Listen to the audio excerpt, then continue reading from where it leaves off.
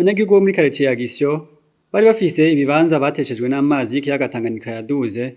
Umuvugizi w'ubushikiranganji mu vyo bujejwe harimwo ivy'inyubako yavuze ko bene ivyo bibanza bazoronswa aho baba, ko vyabaye ngombwa ko hagabanwa uburinganire bw'ivyo bibanza kugira haronke benshi bashoboka.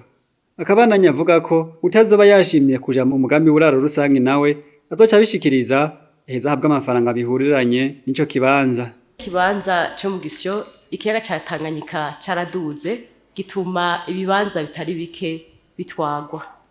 Mu ntumbero yuko haronswa ibibanza abanyagihugu canke abenegihugu benshi kugira baronke uburaro, vyatumye bagabanya ivyo uburinganire bw'ivyo bibanza.